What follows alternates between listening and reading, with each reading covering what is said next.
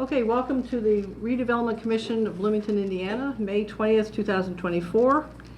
We'll start the meeting with a roll call. Sue Scambolari here.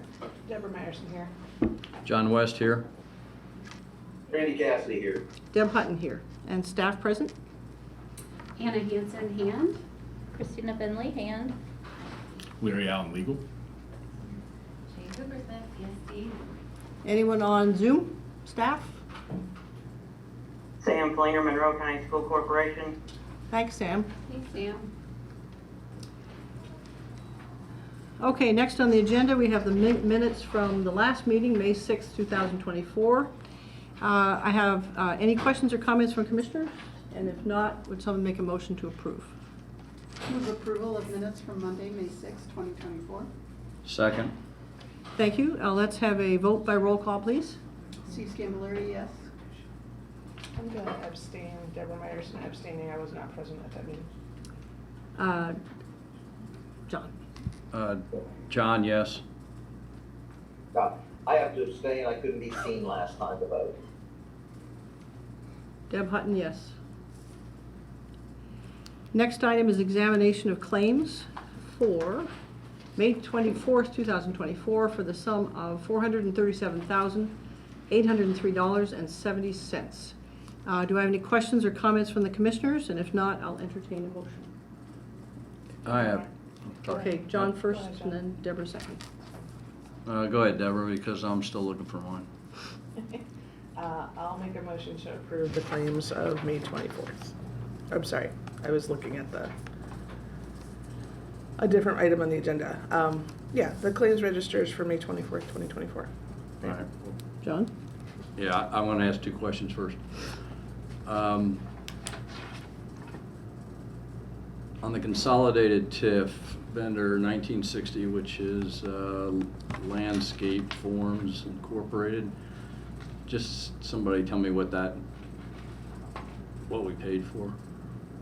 That was actually part of the Hopewell project, so that's part of the green space that's going to be part of the Parks Department. Those are furnishings for Hopewell East, the green space, so those are the tables and chairs that'll go into that park. Initially, they're going to be in storage, kept by Parks, but as the park is finished and the infrastructure there is finished, they'll be rolled out for public use. So the description of cocktail tables and chairs Is actually kind of correct. I mean, not cocktail table, I don't know about that. All right. Table and chairs. Beverage. Yeah. Yeah, okay, That's and probably then how I they had do it. one other one, and this is just a matter of explanation. We've got vendor number 6714, 50,000 to the mill. Just, I'm sure it's part of an agreement. It's new to some of us. Escrow Building Associates for the trade stack online. Is there a line you can refer to? Oh, Well, sorry. 6714 is the line. Is that, it's for Building Associates It's for escrow? Yeah, that's just one of the contractors for the tech center. So is there a question about that specifically, or you just wonder generally what it's for? Well, it doesn't say escrow. It just says Trades District and Tech Center Agreement. Quarter 2, 2024. Yeah. I think that is that possibly John Fernandez's agreement for management of the tech center, Jane? I don't know. I can look it up just a If second. it's Building No, Associates, it's not. It's one of the contractors. Give me just a second, I can tell you exactly. It's not Building Associates. I'm sorry, I was reading the line It's okay. below it. It's the one above it. The Dimension Mill, Inc., 1995, Trades District and Technology Center Agreement, quarter 2, 2024, for $50,000. Yeah, that's the management agreement. That's the management agreement. Okay, with the mill. So under that agreement with the mill, we pay $200,000 primarily for them to manage both the tech center and the trades district, generally as staffed by former Mayor John Fernandez. Okay, so that'll be reoccurring every quarter. Yeah, correct. All right, I just hadn't seen it before. Randy, do you have questions for it? Yeah, I've got two questions. One on line 1785, Monroe County Land Title for the closing assistance for 2420 Broadview. Is that a hand assistance for down payment for low-income housing, or what's that for? You are correct. Okay, so Down it's payment and assistance. It's down Okay. payment and closing cost assistance. Okay, assistance for an individual that went through and meets all the criteria. Have we been successful getting them in a home? Yes, Okay, so they're in and it's done. it is. And we are helping a number of individuals purchase homes with down payment and closing cost assistance currently. Okay. So how's our application on that? There's several of those? Yes, there are. Good. So we'll be seeing more of this come through to assist people. I just signed something today for 2, yes. One, appreciate it, like keep people housed. Then the next question is line 6900 for Northeast and Bucks for consultant services on the 5-year consultant plan analysis and impediments for fair housing. Can you explain exactly what that is? Well, yes, I was actually going to bring that up in my director's report today. We are under contract with our consultant for the consolidated plan, which is required by HUD. It's a 5-year plan that directs our federal spending. Each year we'll have an annual action plan, but the annual action plan is just 1 year to carry out that 5-year plan. So our plan is due next spring for the 2025 program year. And so this is going to be a pretty intensive 9 months or so of research, public outreach that will occur to develop that plan. And as a matter of fact, we have, starting in mid-August, will be the first of 6 public outreach meetings in a variety of formats to gather input from the community about how those dollars should be spent. Okay, will this be is this a one-time $30,000 situation, or will it be coming? That is correct, and this is actually paid by administrative, it's CDBG administrative costs. So in order to use that money, we were either going to lose it or use it. We went ahead and paid part of the invoice so that we could utilize our federal funds instead of local. Okay, and then that'll cover us through the next year, or is that covers us through the 5 to 20? I believe that there's a small balance left for, I think it's $51,000 total, if memory serves correctly. So we'll have one last payment, but this will get us through. Okay, thank you very much, appreciate it. And I just have a small comment, nothing to correct at this time, but I think for the future times with the basic form for the claims authorization letter. And it says, in consultation with Anna Hansen, Interim Director of Housing and Neighborhood Development. So just need to take the interim out and say Director of, in future. Yeah, we let the controller's office know they should take care of that for us. Oh, okay, thanks. Would someone care to remake? I'll second the motion. Thank you. Let's have roll call voting, please. Sue Scambolery, yes. Deborah Myerson, yes. John West, yes. Randy Cassidy, yes. Deb Hutton, yes. The next item is our payroll register for the date of May 17th, 2024, for the amount of $38,310.13.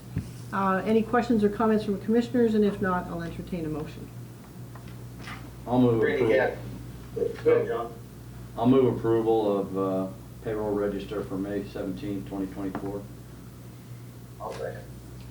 Thank you very much, both. I have a first and second. We'll have roll call vote. Sue Scambolery, yes. Deborah Myerson, yes. John West, yes. Randy Cassidy, yes. Deb Hutton, yes. Unanimous pass. Passes unanimously. For reports from officers and committees, is there a director's report?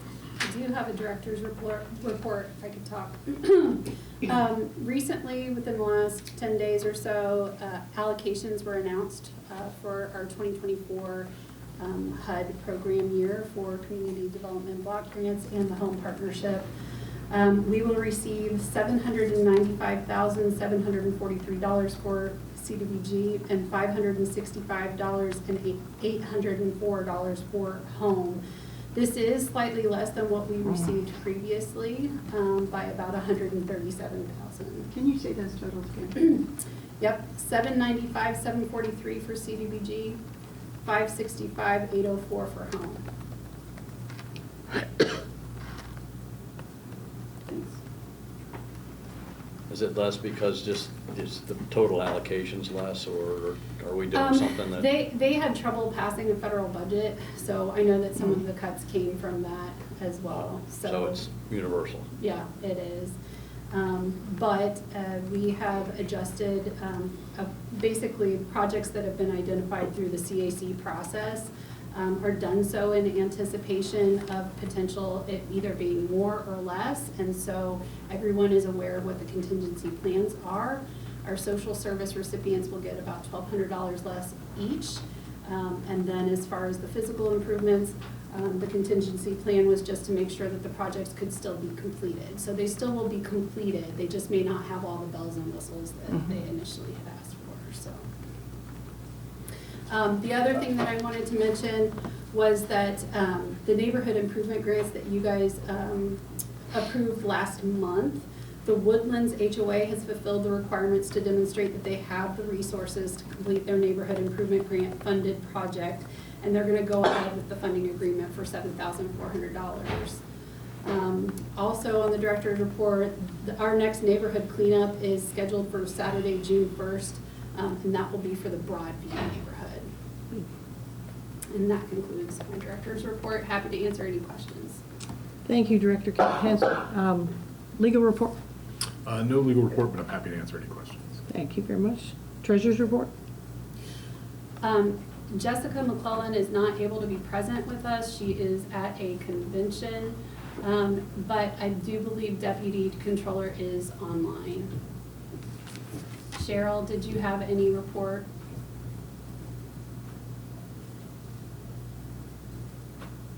Sorry about that, I was trying to unmute. No, there's really nothing new to report on the treasurer's side.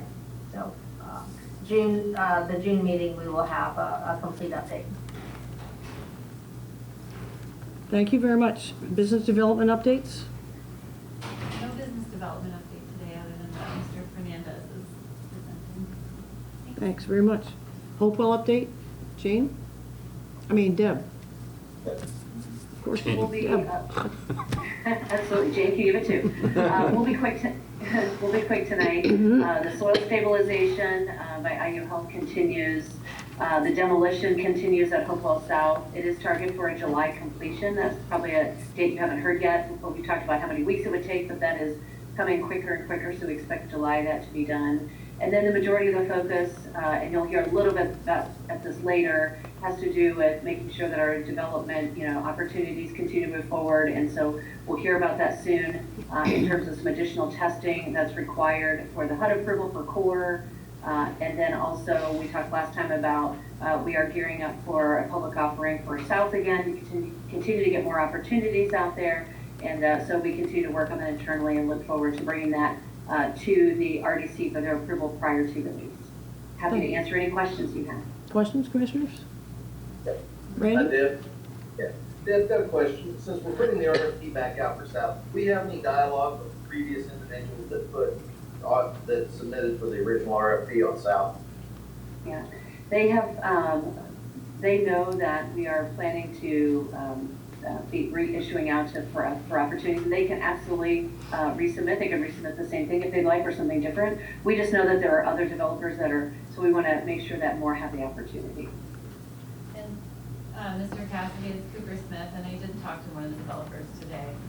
So it feels like communication is happening, at least with one of the parties. So we could try to close that loop with the other one, if that would make the commissioners feel, I don't know, like we're closing. The reason I this up, we always want to get the best opportunities that we can for our community as a whole. But when people put time and energy into it, then we say, well, we're just going to put it out again.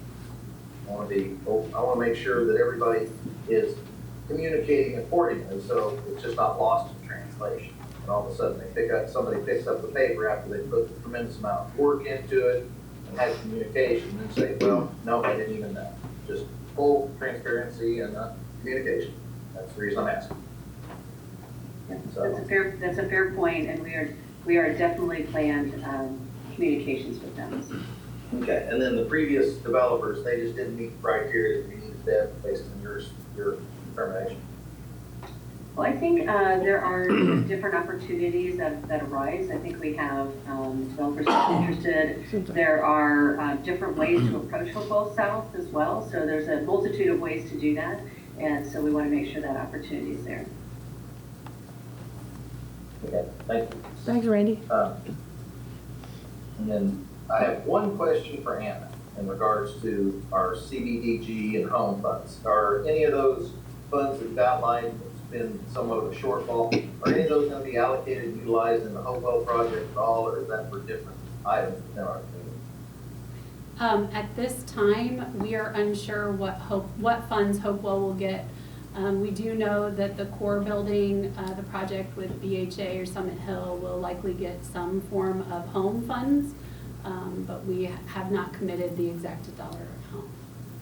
Okay, is that a determination that we do internally within our administration? That is correct. It's an application process. Okay. All right, thank you, I appreciate it. Any other questions? Thanks, Deb, appreciate it. So now we move to new business. The first is Resolution 2439, approval of lease for Trades District Garage, commercial/office space. Who will speak to this? You've got me. Mm-hmm. John Fernandez from the Mill. Welcome, John. Excited to be here. I've got a couple of items for you today. The first one relates to the resolution seeking approval of a lease agreement for the Trades District Garage. With me tonight is John Paul Heron, who is from ESNet. So after I just make a couple introductory comments, if it's okay with the Redevelopment Commission, I'd like to turn the floor over to him just to make a couple of comments about his company and why they're excited about this project.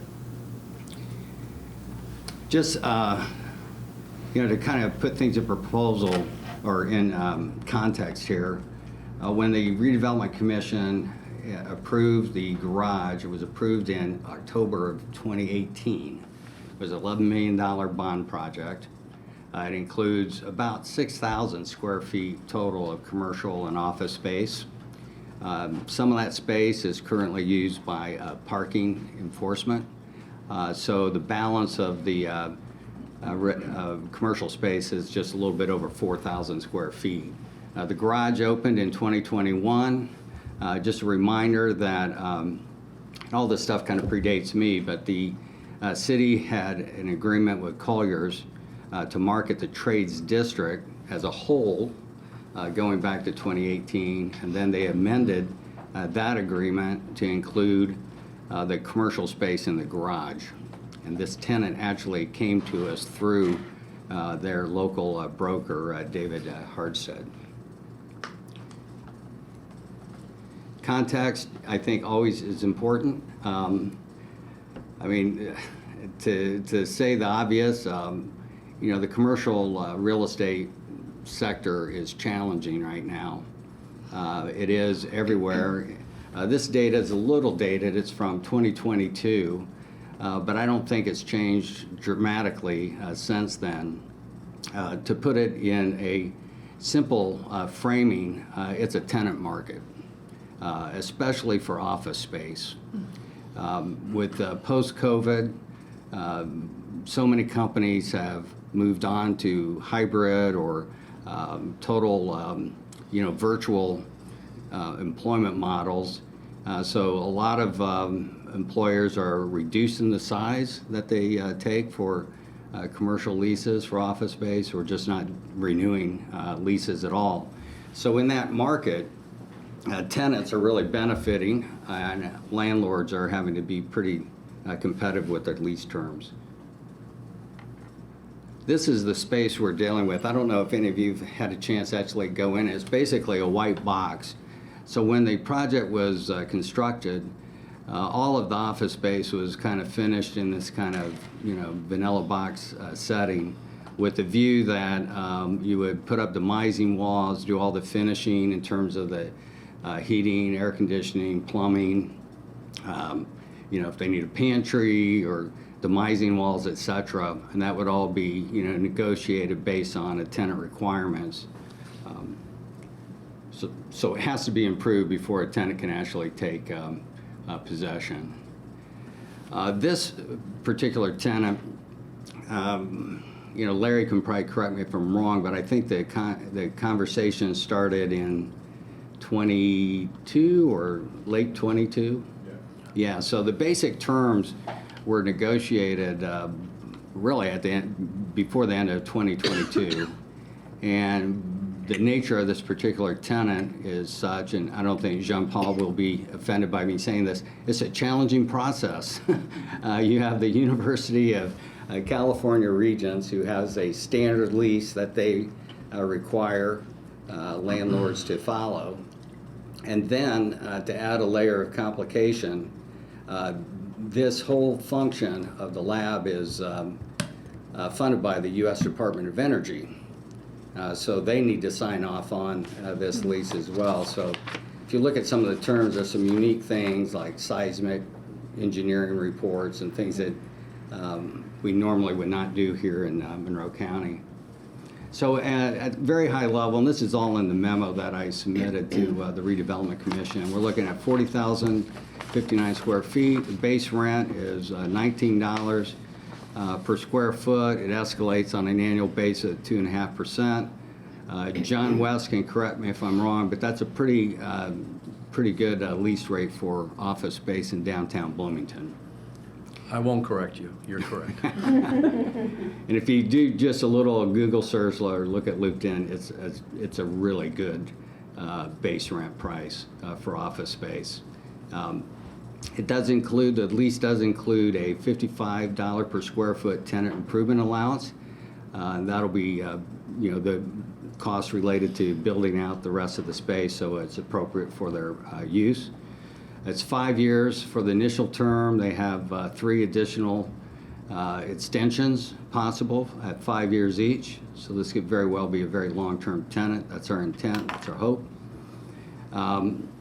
Once we complete the tenant improvements and they sign off on the final construction, the actual term begins. The way that this is set up in terms of the improvements, the Redevelopment Commission will be funding all of the tenant improvement cost as part of the build out, and then the tenant will pay the balance of those costs above the tenant improvement allowance. And they have an option. They can make a lump sum payment for that amount, or they can amortize it over the initial lease term. And they'll make that decision when the improvements are completed and they see what the total costs are going to be to them. That's at a very high level. That is the summary that's before us. I hope that the Redevelopment Commission will approve the lease, and we'll get on with the next phase of it in terms of getting a contractor lined up and approved and getting the process started. With that, though, Jean-Paul, do you want to make any comments? Or? Sure, yeah, so I can just give a little bit of background on what we are. So, yes. Could you come up to the table, please, John Paul? There's a good spot. Sure, slide in here. So ESNet, stands for Energy Sciences Network.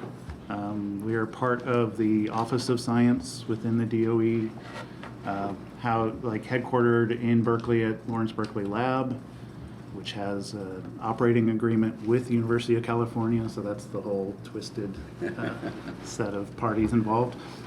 So our mission is really to accelerate science. So we work with scientists who are trying to send data from these large instruments around the country to wherever they need to analyze it, and that is over ESNet. So we operate a dedicated high-speed advanced national backbone between all of the labs as part of the DOE. So the organization itself is like 120 people, mostly in Berkeley, but about half of it is scattered around the country. In Bloomington, we now have 6 people that work for ESNet, as well as 2 people that work in our sister division that runs the supercomputer in Berkeley, NERSC.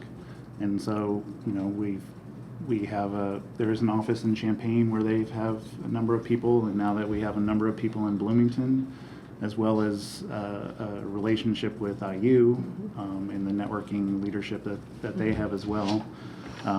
We thought it would make a lot of sense to try to put an office together so we can collaborate, we can host meetings with visitors that come to see us, and we can collaborate with IU and frankly meet some of the experts that are moving into the trades district. So we're always looking for people that are on the cutting edge of AI or things like that, and what we can learn from them. So we're really excited and I guess grateful for sticking with it through that year of negotiations, and hopefully we'll be ready to move in soon. And I guess the one thing I would add that I probably should have at the beginning is that when we think about what our vision is for the Trades District, we're trying to create this innovation hub in downtown Bloomington that ties into our regional aspirations in terms of economic development. The focus at the Trades District is really on tech-fueled, tech-enhanced companies.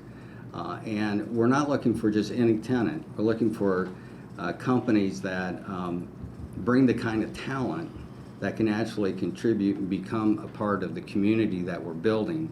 So as we're engaging with some of the startups and scale-up companies that are either in the mill or in the future will be in the Trades District, the talent that's going to be here with ESNet and their sister colleagues really adds to the depth of talent that we're trying to concentrate, because we know from all the research that companies that are located in either research parks or innovation districts have a much higher percentage growth in terms of their economic success, but also the scale-ups and startups that are located have a much higher survival rate, a significantly higher survival rate.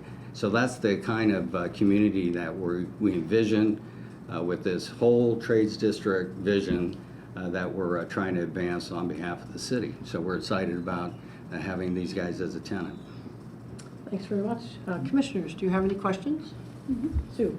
Yeah, could you just walk me through the tenant improvement allowance, $55 a square foot times 4,000 plus square feet equals 223,000 and change. What's the source of that funding? Where does that come from? And is that all at once? Is that over time? Is that? That'll be all at once for the most part, because what we'll do is hire a design build firm to start those tenant improvements. It'll come out of, I think we have this coming out of the consolidated TIF as part of the improvements to the garage, since it'll basically, that tenant improvement amount was kind of set up to bring the space to a perfect white box office, so a very clear leasable space. It's kind of finished out to gray box, as I think as John was indicating. And then on top of that tenant allowance, so that's what the RDC will expend out of the TIF that won't be reimbursed. So that's kind of the baseline of improvements that we'll be doing to the garage. And then there's an additional tenant expense cost of $550,000 on top of that, up to $550,000. Won't be guaranteed. That's just the maximum costs of the project. That will be to finish the interior spaces as ESNet desires and wants. And that will all be paid back over time in additional rent to the RDC. So the $55 per square foot comes out of the consolidated TIF that the RDC will expend. And it's not reimbursable? Not reimbursable. And then anything above that will be reimbursed as additional rent. Okay. And the rent is the only source of reimbursement? It's not above and beyond rent? So there's a base rent, and this is additional rent on top of the base Got rent. it. So that $19 Okay. with the 2.5% that you see is just the base rent. On top of that are operating expenses, so all the utilities, things that are necessary to operate. So for instance, cleaning of the building, things like that are reimbursable. So those go on top of the rent. And then that other tenant improvement expenses goes on top of that as additional rent as well. Okay, I think I understand. Thank you. Deborah? How many employees do you expect at capacity? 12 is what we're building it out for. And then do you have any rough ballpark yet of what you expect the build-out cost to be? We don't know yet. Okay. It's sort of the design build will I can- tell us, but We did some preliminary discussions with several local contractors. It's hard to have a really accurate estimate until you actually get the program. So as outlined in the work addendum to the lease, once we do bids for a design build firm for those services, and the tenant actually jointly will sign off on who we recommend. They'll work with ESNet to actually get more definition on the specific program they want, like how many private offices, you know, what kind of pantry do they want, if any, that kind of stuff. And then we'll have a better estimate. But the wild swag, I mean, it could be, you know, we're hoping that it's no more than 150 or 160 a square foot, but we don't know. I mean, construction costs continue to escalate. The amount that's in the lease and that's in the resolution is kind of a worst case scenario because the way that this particular tenant advises us is to go very high with your estimates, and hopefully we all come in under our estimates and everybody's happy. If you go with a, you know, an aggressive estimate and you end up having higher costs, then that just creates massive delay and additional kind of processes that, given the fact that it's taken well over a year to get the lease approved, when the material terms were agreed to, by the way. We don't want to go through that over a potential $100,000 or $200,000. But we'll know better once we actually do the bids. That's it, Deborah? That's for me, yeah. Okay, John? Yeah, I've got a comment and then a question. To John's point, $19 is a good rate, but I want to put it in perspective because in the condition it's in now, it's not real leasable. And so we've got to do the $223,000 to really just make it a what we call a vanilla box in our industry. But to do that, that actually costs us $11 a foot, so we're not really netting 19, just for the sake, just for full disclosure. Where this lease really works out for us in the long haul will be in the renewals. Yeah. And that's what we certainly hope you get to, because that's where the But we do benefit too. really will Yeah. be. And then my question is, you know, I'm not an attorney, Larry, but I don't read I understand where they're trying to get to, but I don't read the lease to say what they're trying to get to. And are you okay with the way the lease is written as it relates to the additional $550,000? Yeah, so that's one of the things we clarified ahead of the meeting with the other party. So, you know, the biggest thing is that we have in writing what the intent of the parties is and how that cost is divided up. Because what we looked at, there was a question raised, just so everybody's on the same page here, there's a question raised about whether the cap of 550 was inclusive of what the RDC was paying for tenant improvements and not getting reimbursed for, or if it was additive to that. And the way we had drafted the lease is that cap relates to the cost that the University of California, LB&L, Lawrence Berkeley National Laboratory would face for any improvements. So we saw it as additive on top of the tenant improvements. There is, in the work agreement, there is a term that looks like it adds both cost into that cap. So one of the things we could do is see if it could be a minor correction. But so what we've done in the meantime, though, is that by email, memorialized in writing that both parties intended to be additive, so that the tenant improvements from the RDC are one amount, and then the actual expenses faced by the University of California is what is capped at $550. It's not the total tenant improvements. I do see how you could read that and where that might come from, particularly because it's not addressed in the main lease agreement. It's clear that the main lease agreement doesn't interpret it that way, and that's not how it's written. It's only in the work agreement. And I'll just be honest with you, this was an agreement that we received from the University of California system that has been from a federal lease, and we've tried to adapt it as best we can to Indiana and our practices here, and that was no less than challenging, including the work agreement in there as well. And so there have always been things where we've gone back and forth on those little tweaks, and I think here I'm fairly satisfied that we have memorialized the intent of the parties, and that can be that is certainly the most probative evidence to what we mean by the amounts that are capped and what's not capped. As you know, you got to represent the city legally, and if you're okay, then I guess I'm going to be okay. I just don't want to sign a lease that goes upside down on us because we weren't really understanding the terms. And Yeah, and I clearly, I mean, it's not my first lease, and I just didn't read it that way, which is why I called John. And Yeah, I think the resolution didn't match, what you wrote in the resolution didn't match the lease, in my opinion, and so that's where the breakdown was. Yeah, I went back and I've looked at it like 3 or 4 times, and the thing that I surmise is that there is a scrivener's error in the tenant improvement allowance section of the work agreement, where it's missing one word. Could you give us a page number on the whole? Page document? 48. Sorry, say again? Page 48 of the lease, but let me see Yeah, where it is in the page what? packet. Go ahead, John. I'm sorry, John. Yeah, it just, it's missing one word, you know, is what it gets down to, which would make it a lot clearer. But I don't, you know, they refer to it as a cost cap, but the cost cap is for the tenant improvement cost is the word that is missing, because it's different than tenant improvements in total, because in the lease, it actually uses the term tenant improvement cost as a defined term, and that word cost is missing from the work addendum agreement. Would you recommend that we make it I don't want to amendment? make a recommendation because I know if we try to amend it, then going back to this gentleman's point, it's like another year. So, and I'm not trying to cause a delay here, but I do think, you know, we need to know what we're signing and it needs to be accurate.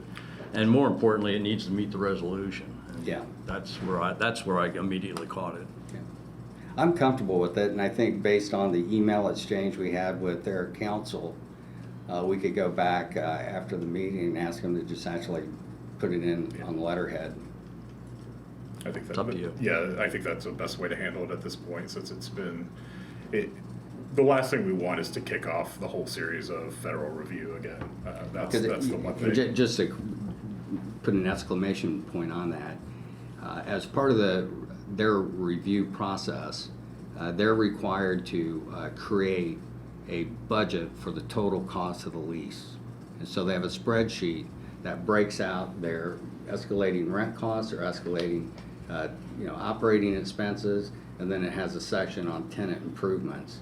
And it clearly defines their understanding of how this works with our understanding of the lease. And that was included, sent back to us prior to the meeting in the email from their counsel saying, yeah, we agree with your interpretation. Here is the cost estimate of the budget that we included for their processes. So I have absolute confidence that we're on firm grounds here to just move forward, but we can see if we can get a letter just to summarize it. Yeah, we always wanted to document it in terms of what we're doing and how I don't think it makes us upside down on the lease in any respect. Still, the tenant improvement that we had intended not to be reimbursable is still, it's just a fixed amount. I get that part. Yeah, and so this is all what we would get, whatever cost beyond that the tenant improvements actually take are what's reimbursable to the RDC. And we don't see us hitting that cap of 550.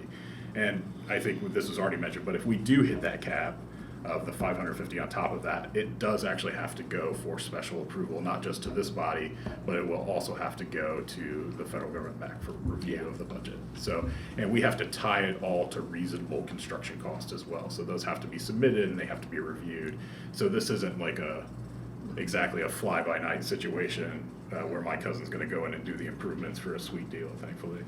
But we do have to tie it to You have a cousin in construction? I have a cousin in everything.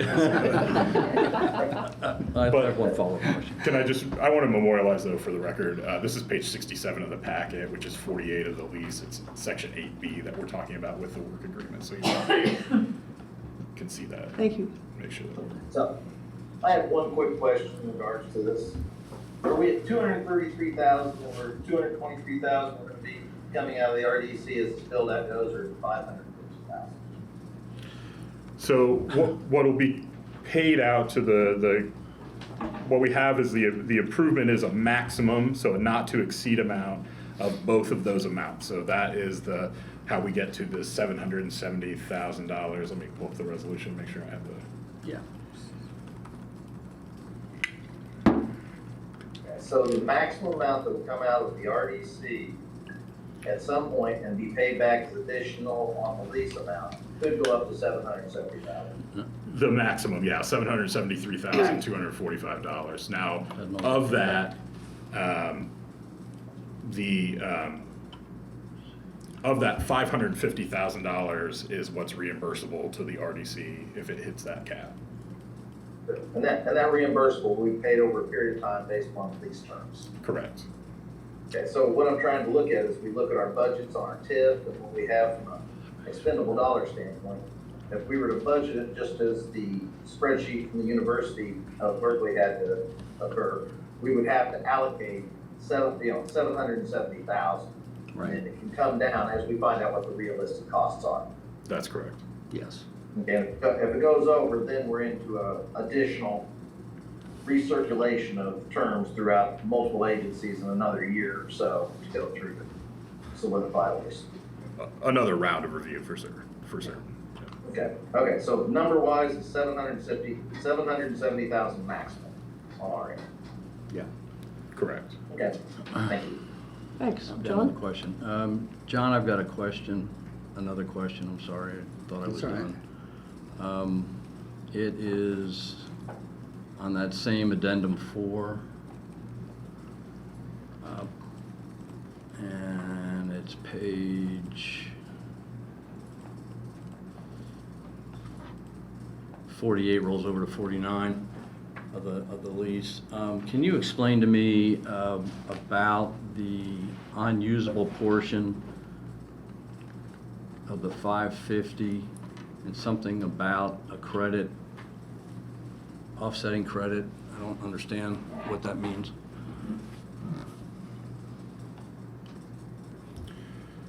That's actually not part of the 550. I think that was actually if the amount, for whatever reason, if the build out came in less than that $55 per square foot, so if it came in less than $223,000, then that would be credited back against the rent because they want to realize the full tenant improvement allowance from the RDC. All right.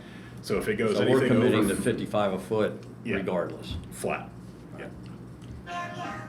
That would be that would be a fantastic outcome, John, if that happened.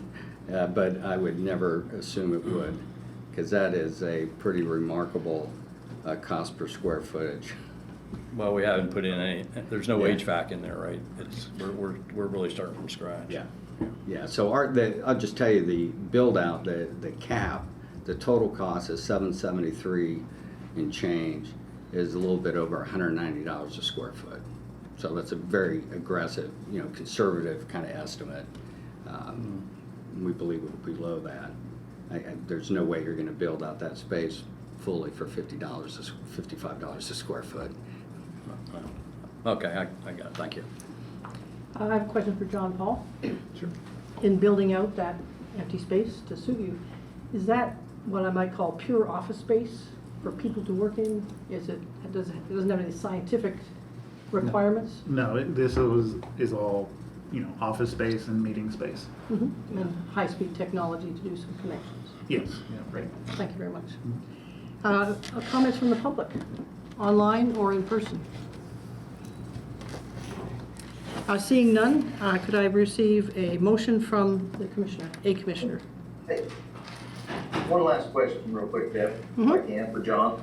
I'm going to make an assumption that we have the high-speed internet at this facility for your utilization as existing now.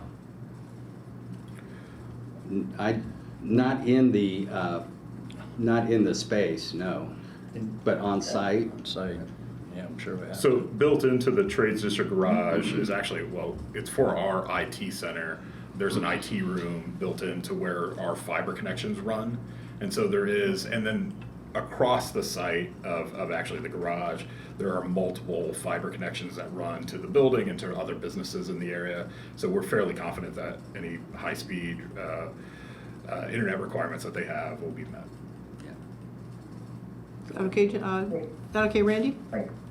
Yeah, so I just wanted to make sure, since we've got a high technology company that we're looking to build something out, that we don't get to the end and say, oops, we don't have a pipe. No, there's a lot of connectivity. I think there's also an old blue marble phone dial-up line too. Just for posterity's sake. So you just put in your big red experiment and come back in about 50 years. For Throwback Thursday. John? John, the resolution also requires us to pay the broker's fees, which is fine, but we ought to disclose what they are. It's a, oh gosh, I just closed that spreadsheet. I apologize. Hang on one second.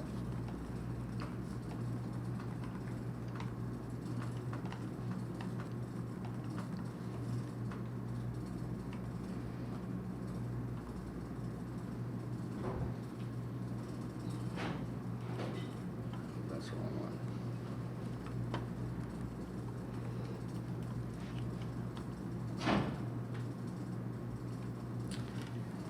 Well, this will be, it's 4%.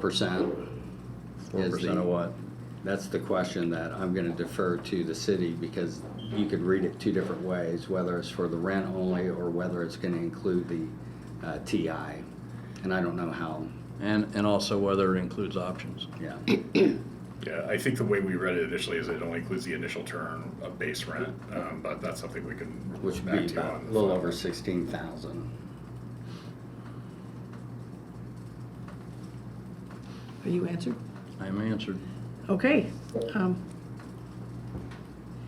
I'm not hearing or seeing any comments or questions anymore. I'll entertain a motion, please. Public comment? I asked for the motion. Yes, all right. I'll move for approval of resolution 24-39. Second? All in favor, roll call, please. Sue Scampbell, yes. Deborah Meyerson, yes. John West, yes. Randy Cassidy, yes. Deb Hutton, yes. Passes unanimously. The Great, next thank you. item would be Resolution 2439. The Bloomington, 2440. Approval of letter of intent with the, hopefully I'll pronounce it correctly, Alwyn Pure Development for the Trades District parcels. John, do we want to hear from you? Yes, thank you. I will, let me share my screen again, and we'll jump into this one. I'll say the same thing. I've got just a few introductory slides to kind of set it up. I have with me Charles Whitaker. Please. Charles is here, came down from Chicago. He's the principal with the Trades Group LLC, Alwyn Trades District Hotel LLC. And I'm going to have him make some comments as well, if that's okay. So let me go to full screen mode here. So I'll just premise this with the same kind of setup in terms of the market conditions are challenging. Financing for hotels, for commercial stuff right now is pretty challenging. And what we're envisioning here as part of the Trades District is something that we don't have in Bloomington, which is a higher brand and a full-service hotel, which from all of our planning and discussions with stakeholders that are bought into the Trades District vision, it really has potential of being a real catalyst for the kind of activity when we talk about this community we're building, when you include the mill, the kiln, the forge, and this hotel. It creates a real opportunity to increase activity significantly. I'll also say, just as a preemptive comment, we've not had any private investment in the Trades District, and that's included in the memo, but I think that's important to say because in these challenging environments that we have from a finance perspective, if we want, and I hope we do, want to aggressively pursue the vision of this Trades District as this premier innovation hub for our region, we're going to have to work hard to shape the kind of development that happens there. I can tell you, I get lots of proposals to buy the land at the Trades District, and they're almost always a developer who wants to do a multi-family apartment building with ground floor commercial. And if that's what we want, Same old. I could sell you that entire property very quickly. But that's not what we want. And we're gonna have to try harder and work harder to actually drive the developments that fit our vision. It's just not gonna be a simple, just put up a sign and sell it. So we're working to try and advance the vision that I think we all share. Again, summary, you know, for the new for John, you weren't here, you were here in March. We started this though in 2023 when we did the notice of offering for all of the property of the Trades District. And I wanted to include in here just the considerations that you all can take in deciding between competing proposals. Price is certainly one of them, but the important part for us, I think, is the development resume, the existing relationships, and how this project fits into the vision we have for the district. And again, most of this is all in the memo I sent in advance of the meeting as well. Again, a little quick history for people tuning in for the first time. Prior to the March 18th meeting, we had 3 proposals, one from Alleywood Trades District Hotel, Pure Development, which is you know, a very significant build-to-suit developer headquartered in Indianapolis, and then MHG Hotels Group, which is also out of Indianapolis. And they have a really nice portfolio of hotels. They just don't have in their portfolio the kind of hotel that we envision for this project. Right before, a couple hours before the meeting on the 18th, we received an updated proposal from MHG, and the 2 big differences in their update, one is they increased their offer price from $990,000 to a little bit over $1.3 million, but they also, in their original proposal, would not commit to a premium brand hotel. But on that Monday, they committed to that. Then, you know, you all postponed the recommendation and directed me to go continue to do some work here. So the revised proposals we got, MHG, I've included, these are just a subset of the overall terms in the proposed LOIs that are different. There's other terms in the proposal summaries that are the same. You know, both parties are talking about a green hotel, same arrangements with parking, etc. But these are the key material differences. And the big, there are multiple differences. One is the purchase price. The proposal we're recommending actually wants to purchase 2 tracks, not just one. And that may seem, and Charles can speak to that, but there's a lot of thinking that went into that in terms of the ability to use the site and do it in a way that can mitigate the high cost of construction and having more flexibility on the layout of the hotel. Since we're talking about, at least 150 rooms, if you're just using track 3, it's a pretty narrow lot. So if you think about your typical hotel that you stay in, trying to get 150 rooms on that lot might require us to have a much taller building, which will just run into issues with our height variances, but also escalate the construction costs significantly. There's other differences here in terms of the terms. The Alleywood Pure proposal has the $50,000 non-refundable compared to $75,000 for MHG. MHG was going to make a non-refundable payment at closing, and then recommended paying the balance 1 year after the hotel opened.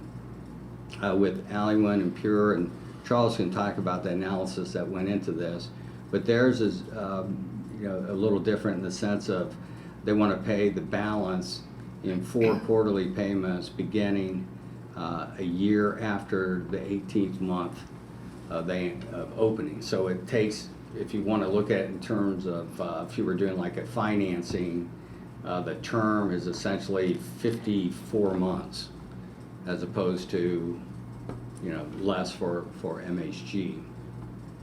The capital is, Aluen has a group of partners, investors that Charles has done a lot of deals with.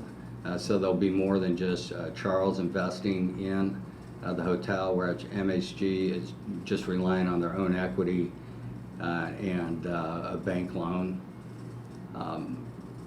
Here's the big distinction, though, is that the way that Aluen has worked over the years is they partner with these hospitality management companies that really know how to set up and run hotels, especially hotels that have really nice restaurants and food and beverage service. MSG does not have any experience doing that. This is very different than, and I don't mean this in any disrespect at all, because their track record is really good. And if you look at the review of the properties that they own, they're very positive. But it's a whole different ballgame to be running a Courtyard or a Town Suites and the kind of food and beverage that's included in that type of experience than in a premium brand hotel. And the reality is that is a super important part of this whole project, and so we have to get that right. We can't have a hotel open and have a restaurant fail, because that's a critical piece of the amenity that we're trying to add to the trades district that activates everything else we're trying to do over the long term. And so, Charles can speak to that, but they'll be using a third-party operator that has a solid track record of running these kinds of hotels. So yes, so in summary, yes, that's the recommendation we're making. And we're really excited that Pure and Aluen came together, because Pure, we had strong feelings about Pure because they are just an exceptional developer. They do very large-scale build-to-suit projects, mixed-use projects, corporate headquarters. They're doing the Virgin Hotel in Vegas as part of a very large mixed-use project that they're leading. So in addition to their record, the fact that they're in Indianapolis, I'm not sure what happened there, oops, sorry. They have a really strong network of relationships with many of the contractors and trades in our region. So they're going to be solid boots on the ground. So the combination of Charles' team's experience doing these kinds of hotels with Pure Development's track record of building really nice build-to-suit projects, we think is a wonderful outcome that they came together and are jointly submitting this letter of intent. The team, again, you got Charles, you got Pure Development. Accomplished Collective is a team that Charles has worked with quite a bit in terms of identifying and working with the third-party operators and others. And then Solomon Cardwell Wins is the architects, and they just do extraordinary work. Phenomenal architectural firm. Some recent projects that I wanted to just highlight. There's the Meridian, which is in Pasadena. All those images are from that hotel, and they actually were the 2022 winner of an International Hotel and Property Award for owning and operating a facility of over 200 rooms. It's a beautiful property. They also did the Blue Chip up in Michigan City. Have an independent hotel, and you can read it, but there are a number of hotels and several that are currently in progress. So it just speaks to the depth of experience and capacity of this team to execute. If you look at the economics of this, these are just the projected, and these are super conservative projections on the direct public payback in terms of our sources of tax.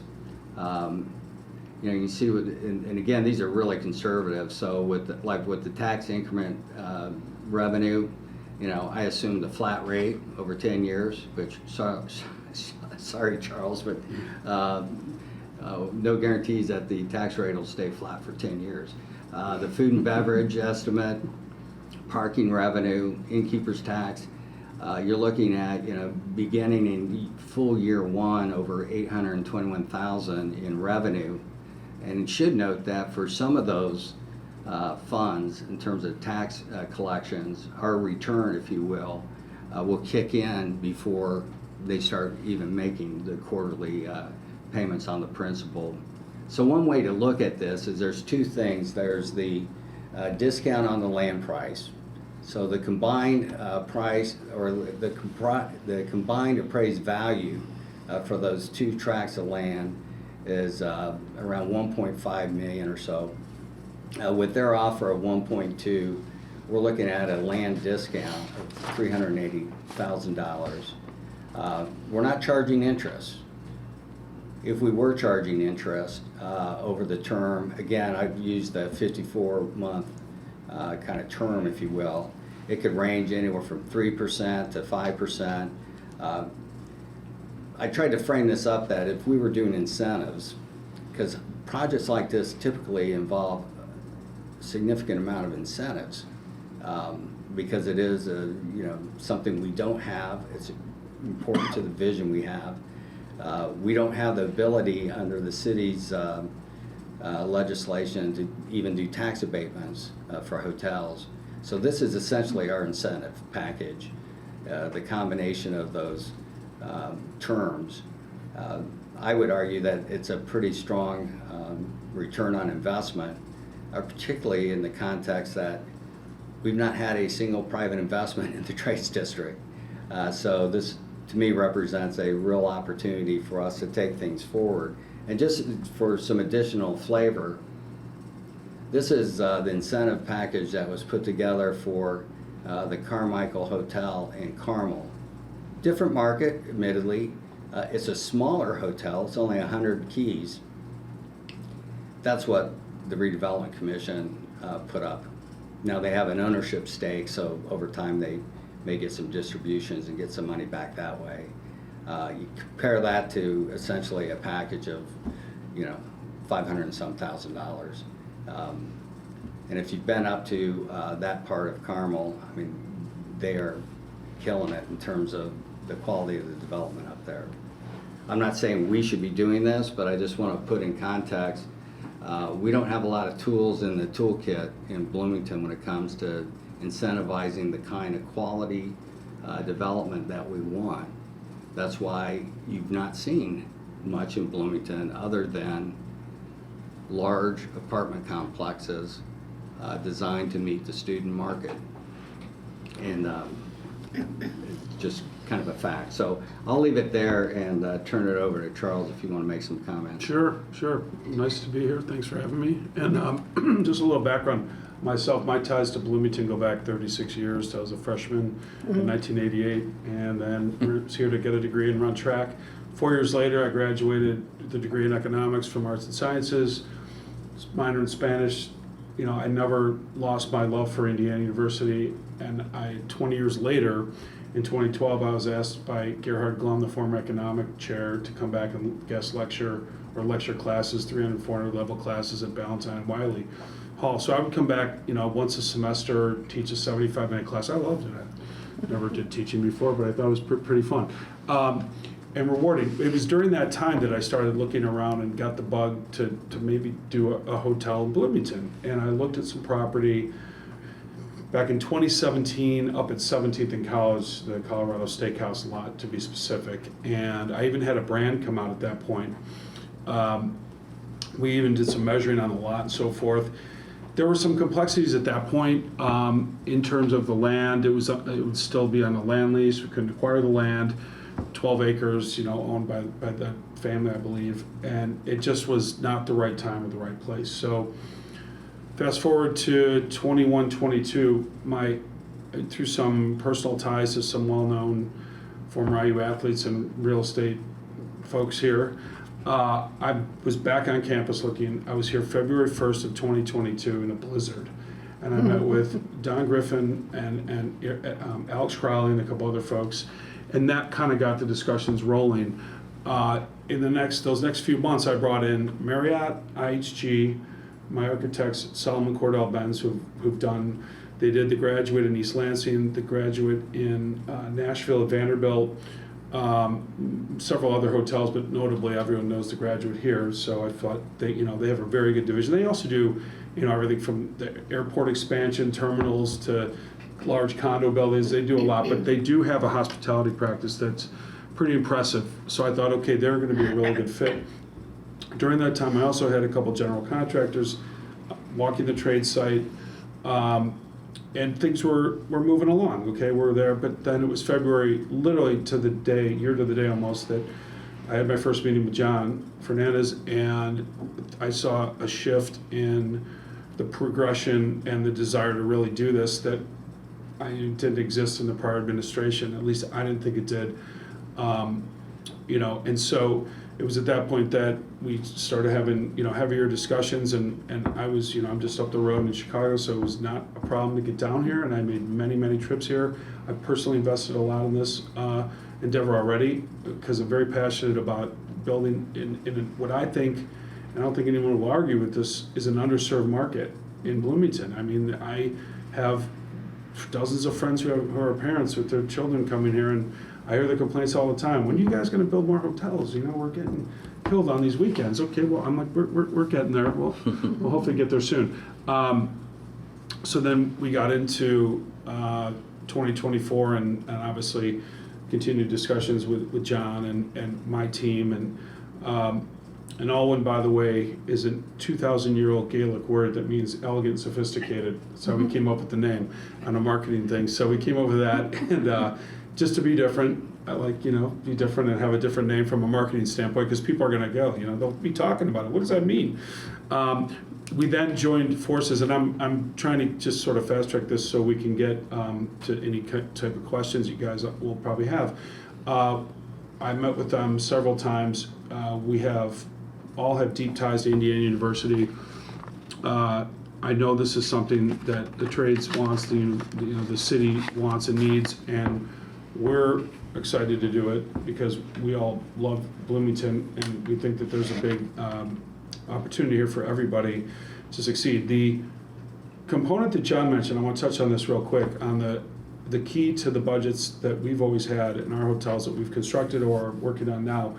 The food and beverage is critical, and we envisioned this from day one. I always envisioned we would have a very high-end restaurant on the first floor, and then some sort of amenity on a roof deck, which then goes into explaining why we want that other track, because instead of having it, like John said, jam in a vertical, 5-6 story building, instead now we can lay it out in almost an L-shaped, and my architects are great at redoing the renderings and the drawings, and they've done it before.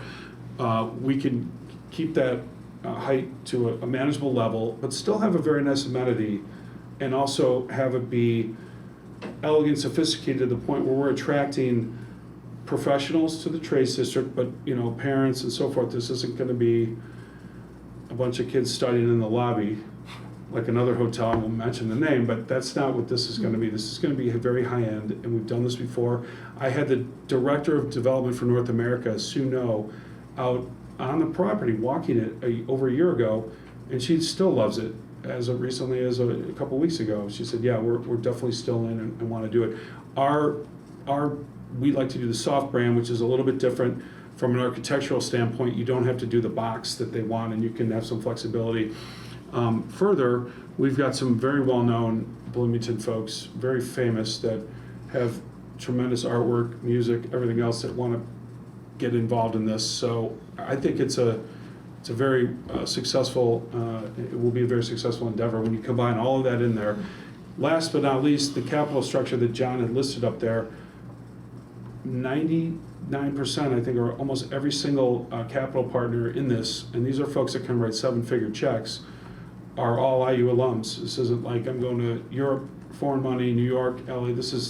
They're all tied to the university at some point. They either went here, most of them went here, and have their kids went here. So they want to. This is a great project for them. It's like a passion project, but they're all successful in their separate businesses.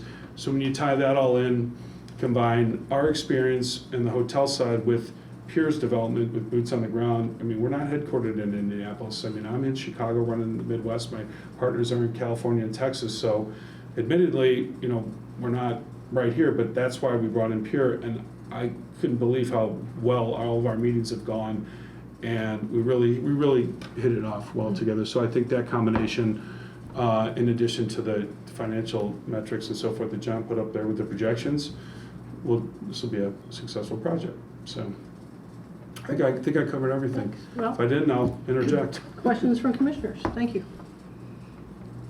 Sue? I'm still thinking. Okay. I know I threw out a lot there, but Yeah, that's fine. I am curious, because I don't have a lot of depth in commercial real estate, so how do you measure the depth of the hotel market in terms of the demand for this hotel, Sure. which obviously is a larger picture in Mhm. terms of what the trades district wants overall, Yeah. but in terms of from your yeah. taken, I'm So- used to like vacancy rates for Right, residential. right. How No, do you that's a measure good it for question. hotel? There's two steps. The feasibility study is one avenue to go on, which is sort of an initial kickoff, and we've already kind of done that with my folks at Accomplished Collective. But the other, the STAR reports, STR, and they're made up by regions. They list the trailing 12. It's a trailing 12, basically average room rate for each brand in each market across the country. So we study those. They're not, you know, you have to get them from the brands, you have to be a developer, you know, we'll get them, sometimes it's complimentary, but that's information that's usually purchased. But that tells us what we're looking at it from an ADR, average daily rate standpoint, or rack rate. So we see the trend over 12 months going back, and of course, you're gonna have spikes during football weekends, parents' weekends, graduations, but what is it really like in, you know, now, in late May, June? Okay, most of the students have gone, you're not gonna have, but one of the things that I know, and I don't wanna get too far ahead on projections to answer your question, but I know the city is also looking at expanding the convention center, so this will just add one more property to the market that again will be high-end. You want, I think is a good goal to get corporations to have, you know, host events there. You know, they'll rent out 100 rooms maybe and have, instead of going to Indianapolis, they'll come here and spend all that money in Bloomington, and so that's another way we look at it. If that helps answer it. If I can add to that, Charles, if you just look at the total count of hotel rooms, in Bloomington, Indiana, we're just a little bit over 17,000. If you go to West Lafayette, it's over 20,000. South Bend has 72,000 plus. Even Hamilton County has over 35,000 rooms. So, I mean, just in terms of total amount of hotel rooms, we are below our peers in terms of just the total. And then when you look at the brand segmentation, there's nothing in our market like what we're proposing. I mean, the average, the statistic is true. The average, you know, well, so Hilton Honors is number one, and Marriott is number two in terms of rewards members. They're each over 100 million, and the average hotel, you know, traveler will go over 10 miles to go get their points. So it's kind of like if you build it, they will come, right? I mean, so we know that if this has got to be a really high-end, you know, with nice amenities. I mean, it's not going to be the Ritz-Carlton or the Four Seasons, but it's going to be very nice. And they will, these people have disposable income, and they'll come here and spend it, you know. There's all, if you look across the whole city of Bloomington, there's all the options. You've got everything from Comfort Inns to Holiday Inns to Travel Lodges to Hyatt Place and Graduate, which then are up on a higher scale. And then you'd have ours, which would be right there with those two. In fact, competing neck and neck. You know, we wouldn't have the food and beverage issues that a couple of the hotels have here with no liquor license. You know, and that's a key part of it. But it's also about pricing it to where you get the right demographic in the hotel that are going to spend that money to get those, you know, those revenue figures. Where does that target market come from? I mean, you've mentioned like IU parents. Well, they already know the market, and maybe, yeah, they're looking for something higher end. Is there an additional market, or is it just shifting around population? Well, I think it goes to that other point I brought up about the convention conference business eventually, business travelers. I mean, I'll let John talk about what you guys are targeting for trades in terms of getting businesses in there. Yeah. That could be a spillover as well to help boost those numbers, because that's an important component. You can't, like you say, you can't just rely on like parents coming here for weekends, right, and expect to hit the numbers. You really have to have that balance. and we've talked about it a lot over the last couple of years, and I think, I won't steal your thunder on it, but you could probably add a little more color to it than I can in terms of. Yeah, I that think group. in terms of what we're trying to do with the trades district, we know from the conversations I've had with businesses who come and actually use the mill, a number of, the contractors related to Crane, this would be an ideal place for them, because right now they have to do some of their meetings down south, and then they end up staying here. They would like to just do it all here and not have to travel back and forth when they're doing multi-day meetings. They wouldn't stay closer to I-69. Pardon me? They wouldn't stay closer to I-69. They wouldn't have to go down there at all. We could host the meetings here between the meeting space in the hotel as well as the mill. There's opportunity for us to do larger events that include travelers and overnight stays that aren't necessarily a quote-unquote convention. One of the, I don't know if I want to name names, but one of the things that really blew me away when I started, before we even started talking about hotel, I met with one of probably the most active faculty members in terms of commercialization of research and startups in the pharma world. I went to meet with him just to talk about, so, you've started all these companies and none of them are here. Tell me why. And I swear, the first thing he said is, I don't have anywhere to hold my meetings, because he brings together a network of his disciples, if you will, many of whom are running some of the largest successful companies in the life sciences industry. He brings them together every year, a couple times a year, and it's like 100 people. He goes, I don't have anywhere around here to do that. And if I could do that, that brings all those people here, makes it easier. And that was a light bulb moment for me, in that, I was expecting, we need wet labs, we need this, we need that. And it was like, I don't have anywhere to convene my groups. But with the defense sector, there's a huge opportunity there with the kind of business travelers that are coming here, almost every day, and many of them hold their meetings at the mill. But we think those are the kinds of customers. And then with the restaurant and the food and beverage amenities, I predict and I expect that especially the bar is going to be a convenient place for a lot of the people in our community that we're trying to build when we want to get together and talk about what's next and socialize, build relationships. It's going to really kind of feed what we're trying to do. It's hard to do that on Kirkwood. You age out of it pretty quickly. I think your question is an interesting one, if I could comment. Yeah, please. And I was part of a lot of the early discussions related to the convention center expansion. And we don't have any trouble renting out the convention center on weekends. To your point, families come and hold events here and there. But part of the growth plan for the convention center is very intentionally focused on the Monday through Thursday. And bringing in all of the things that we don't have room for right now. So I think that can pair well with the idea of an expanded range of hotel options. And we'll get the parents on the weekend, on football, well, on whatever sport weekends. But what are we going to do Monday through Thursday? I think there are some other parallel activities in town that, in my mind, support the case for a facility like this. So.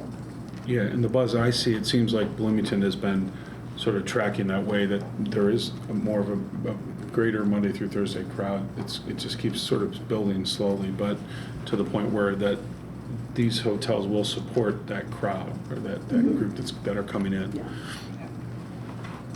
Other commissioners? Randy? Okay, couple questions in regards to, I'm very intrigued by the art and music aspect of it, taking into consideration what John showed up at Carmichael Hotel and it having the American song as a theme. So with that, IU alumni, that I'm very interested in it. Now, from a practical standpoint, as we get to the height and the two lots that we're looking at here, based on our limited size of our parking garage, do you anticipate you providing on-site parking for the hotel, or do you anticipate that it would be all have to be out of the garage? With the garage, with the mill, the forge and such, my concerns is that it's going to be full immediately, which is not a bad thing. It's just how we share those spaces on that. I'll start off and then hand it off to Charles, Randy, but as part of the letter of intent, and this is consistent across both of the proposals, that the city would be committing to permits on a 1-to-1 ratio for the number of rooms, but they would be paying the rack rate for those permits. So we wouldn't be giving away the parking. So in that economic analysis, that includes the revenue. So it's up to 150 spaces, unless they have more rooms. I think if you look at how most garages function with hotels, there's an interesting overlap or lack of overlap in terms of when they're in demand. So when you think of the total amount of spaces, which is 350, there's definitely flux there. I appreciate and share a little bit of the anxiety of if we're super successful in everything we're trying to do, are we going to stress the garage? Probably. That's a problem I would not flippantly, but seriously would welcome. I would anticipate that the other projects, particularly the 2-acre parcel directly north of this site, just on the other side of Madison from the mill, I would anticipate a large enough scale project there that they would have to incorporate some additional parking. It's too early to say, but one of the things that, when I talked to Pure and Charles about adding that lot, we want to at least explore the possibility of adding maybe a mezzanine level similar to what they do at the Graduate. But there's not a commitment to doing that. We need to see how that kind of pencils. So, given the difference between the hotel residents and the daily residents, there could be some shared parking opportunities, and with that commitment for those 150 spaces. Yes. That we could, it could help offset and actually help pay for the garage. Right. With that forward. Okay. And not everybody that stays at the hotel has a car either. Right. Right, but the brands are pretty strict about 1-to-1. But Randy, it was one of my concerns, it has been, because like you just said, that those north parcels are eventually going to be built out and developed, and this whole trades area will be I'm hoping it's a bustling community. And there's going to be a lot of people that are going to want to park in that garage. Yeah. So, so my thought was, we'll have those stalls in the garage, however we work that out with the permits or whatever, but we'll also do possibly one level of mezzanine, and we could do some valet parking for that with self-parking in the garage. And that's another reason why I looked at those south lots initially. I think you know this, that we were looking, this is 2.5 years ago, at the north lots that just kind of jumped out there. But then as time went on and we knew the garage was already built in 2020, I was thinking, well, that's going to take, I looked at a subterranean parking, and I was told that's no, and it was around $7 million. So I took that out of my, happily took that out of my budget, because that would have been a big expense and not necessary. So, at least right now. Okay. And then on your food and beverage, you're going to use a third party company. Is that a correct statement as far as Correct. yourself? Yeah, they do more than just the food and beverage. They really take over operations of the hotel. We work with them, but it's a niche business where you've got one group out of Texas that they're the largest in the country. The two big giant companies merged. There's 1,500 hotels. I don't work that group. I know the executives there, the corporate officers. I've got 3 different groups out of the Midwest, 2 in Chicago and 1 in Ohio, that know this Midwest market, they'd be perfect to run something like we're envisioning building. A high-end Marriott, we'll call it a tribute because they're in the lead, even over IHG. We're leaning Marriott just because of their reward system, their quality of their brand, and it's just a great product overall. And it dovetails well with these management groups that have worked with them in the past. So there's already a relationship there. And I'm But happy to they divulge. operate the entirety of the hotel. Yeah, but getting to those food and beverage numbers is critical, but it's been done before and it'll be done again. And this will be no exception, if it's built right, which it will. Because Marriott will have a big say in that, and so. And they will give you a little flexibility so you can actually theme it somewhat towards our community.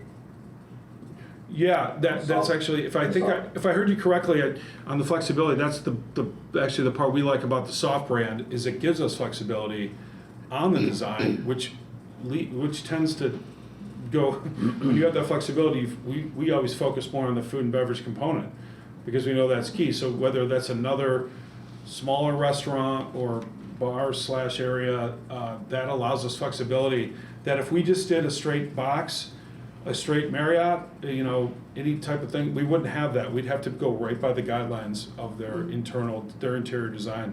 Internal would say you can have this much space here, and we like to. It's a little more expensive for us to build, but it's better at the end of the day. The returns are always better with the soft brand. And one last thing, Tribute's been operating very successful, and I'm happy to get some information out to you guys. In college markets, in college town, university markets around the country. So that's sort of just another little, I guess, benefit.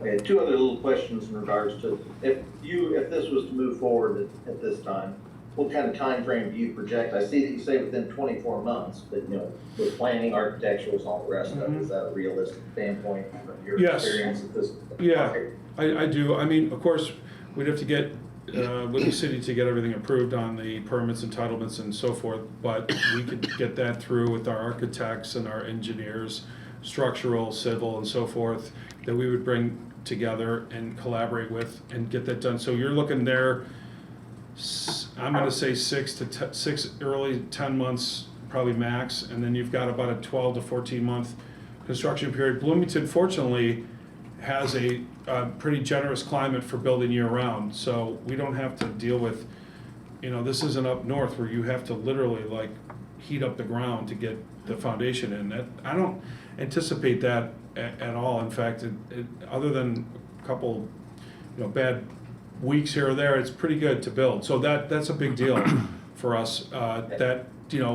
And I'm comparing it to Chicago, Detroit, Minneapolis. Those markets are a lot tougher. That 15 to 20 degree temperature difference, and I know I'm getting real granular here, but it's true, makes a huge difference in getting the weatherman, but it's getting it off the ground quick. So yeah, so that time frame, I see it staying true to form. Okay, you feel realistic in regards to it, because this is a long time coming with the trades district. We want to make sure that we keep that momentum going accordingly. And then when we get into the payment structure of it, based upon, you're looking at actually 18 months after the opening? Yeah, the reason for that is that it takes us 12 to 18 months to stabilize the hotel. So you're going to have an opening on, August 1st of 26. I'm just throwing it out there as a thing. And then you're going to need, another at least 12 months, maximum 18, but in this market, we could probably get it stabilized a little quicker, but just to be a little more flexible, we did 18, but it's not going to be 24. Some markets are 24. I don't see that in Bloomington. I think we'll know within a year exactly how things are going to look. With going back to your question on the sort of the trends per month, per quarter, really, within month, I should say. So if that answers the question, but that's kind of how we look at it. That answers as far as when things are, because just looking at it from a time frame standpoint, between construction, when the first payment would be made on the land itself, you'd actually have a tax bill too about that same time. Right. So you'd actually be paying into the community as a tax basis, which is a pretty substantial amount up front, along with the payment. So that helps to recover what I looked at from an interest carry standpoint, since we're asking for this to be done without any interest coming to the community. So that in itself gets things going, plus the innkeeper's tax that would be started within that time frame. Correct. Okay. Thanks, Randy. Then John? go ahead. Yeah, I've got a question about the operator and the brand. By the time we go to some kind of a formalized agreement, are you going to have that locked down? Yeah, yeah. So In we fact, won't I've be- already we won't had be guessing. discussions, you know, informal discussions. It's more just, and those discussions will get obviously very formalized. And the brand is already, I mean, that's pretty much done deal if we want to go Marriott, which I think everybody probably, if you looked at their track record, like I just mentioned about their brand success near the college, university level. And then the operators, they've got a proven track record. And there's 3 that are all A+ and very seasoned and very experienced. And you know, it's funny because I'll think about one or the other, but those will come together pretty quick. I mean, Gotta have control of the land. yeah, yep. Yeah, Like we the just brand- the brand don't won't- want to go into it blindly without knowing who what we're going to be dealing with when it's a formal And just to agreement. be clear too, that if the redevelopment commission approves the LOI and we execute it, which I hope you will, then we actually have, you know, the next 60 days to work out that kind of definitive Right. project agreement Sure. and purchase agreement. So there's some flexibility to kind of continue to work the deal. And the operators are very incentivized to get those deals done, because it's good business for them. They want to come in and be involved, so it's not gonna take, you know, a long time to get that formalized, if that kind of answers it. But I understand your concern or your question. Well, it's there. not really a concern now. I know, it's more like, hey, is this gonna get done quickly and efficiently? I suppose my bigger concern, it's not going to be a surprise to John, is I agree for us to get investment into the park, we're going to need to incentivize it in some fashion. So the sale price of the properties don't really bother me. I'm a little hung up on the price along with the payment program. So we're bankrolling it for potentially 2 to 3 years and at no interest, and then we're also discounting the price. Right. What I can say to that is, and John mentioned it before, and I've had discussions with with the lack of the tax abatement, but then you combine that with current cost of construction, cost of capital, interest rates. Now, that hopefully will deviate and come back, but right now, as we sit here in 2024, those are pretty strong headwinds for groups like ours to navigate. We could do it, but that was the reason for that ask for our offer on that land, that price, and that's really sort of the rationale behind that. John, just Well, I was just going to say, you showed that what we were giving up in relationship to what we're gaining, but we've got a pretty small TIF really relative to a lot of communities, and so we're also, in my mind, I'm also thinking about the opportunity cost. It's just tip money we don't have available to us. Yeah. So, in some respects, I got to consider that. Go ahead. Sorry to interrupt you. No, I was just to say, you know, we, as I said before, we don't have a lot of tools in the toolkit when it comes to a project like this. You know, the policy, like, just to do the math, if we were doing like a tax abatement, just to compare the incentive package here, if you did a 10-year abatement for this, the total value of that incentive would be about $2.6 million. Even if you went with a 5-year abatement, it'd be $723 if we were doing that, but we can't do that. So I'm just trying to put that 500, you know, at the high end, 595,000 and change into context of the typical kinds of incentives that we would do for other projects that we really, really want, and not to mention the, you know, potential TIF-backed bonds and all kinds of other tools that often get used to try and get what you want. So. Charles? Yes. My question would be, you had offered, I believe, in the conversation of which hotel franchise to go with, to provide us with at least some materials about Tribute. Would it be possible for you to provide us like a comparative analysis a little bit of the attributes of attribute and the attributes of, say, Hotel Indigo, if those are the two. Oh, yeah, for sure. And so we can, just like you've done with the Yeah. two, with developers, could you do that for the two hotels? I- Just to indicate why you're going with Marriott, it sounds like, but so we can just see a bit of No, that. and Would that be that- and possible? that's, no, and I agree with you on that, because, yeah, I mean, and I could maybe even give you like a third, so you'd have three to kind of look at, but those two. Yeah, well, you know, whatever, yeah, two or yeah. three, whichever it is, I think that would help us Absolutely. be Well, that would- behind and understand. Yeah, if I could, Deborah, I think that would be good information to include. I mean, if we do the, if you approve the LOI, we have to come back with the actual project agreement. And as part of that presentation, we can Yeah. have more information on all those items. Well, you did a great job comparing Pure Alloy. with the other one, and HG, so that was really helpful. So just to repair We that. do side by side with those two, yeah, Thanks. yeah, for sure. And to John's comment, when you said we don't have any tools in the toolbox, and we've, with the trades district, we've had to deal with time, but also the COVID, and then increase in everything from supply and demand. So from my point of view, this becomes a tool, that this is our investment. We're creating a tool that will help all the rest that comes afterwards in the trades district to get more pieces, but also for downtown. Well, yeah, absolutely. I mean, that's one of the benefits if we move forward on this, is that we're asking for a modest incentive package, if you want to frame it that way, to make this deal happen. But if we make this deal happen, the value for the remaining parcels is going to be even better. Because, again, not to belabor the point, but we've not had any private sector investment in the trades district, other than, new construction.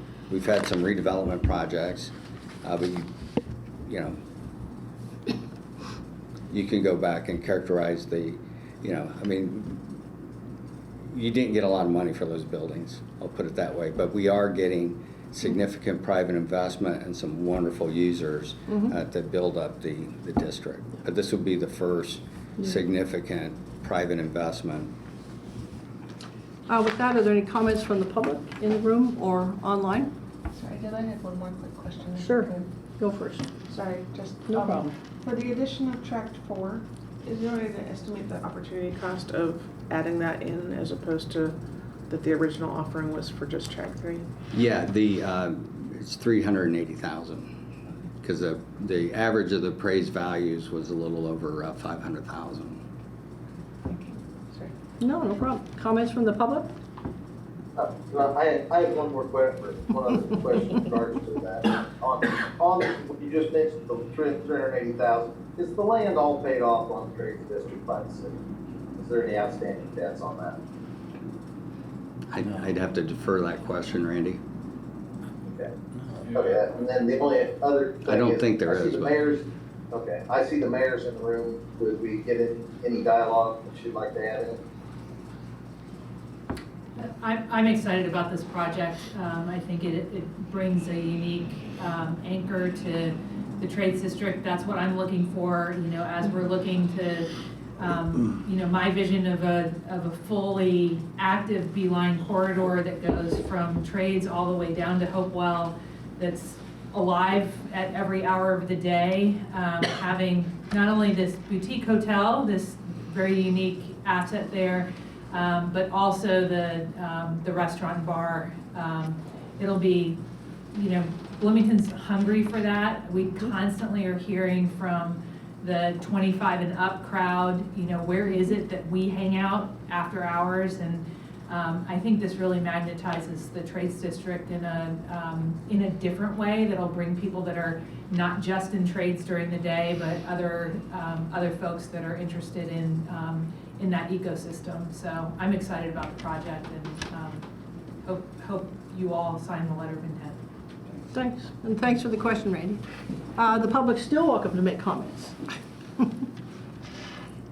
Hearing none and seeing none, I'll entertain a motion. I'll make a motion to approve the LOI as presented. Second.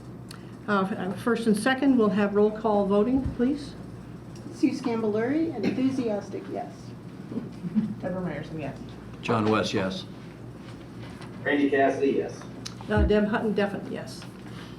Thank you, and that was motion carries Thank you all. unanimously. Good luck. Thank you, John, very much.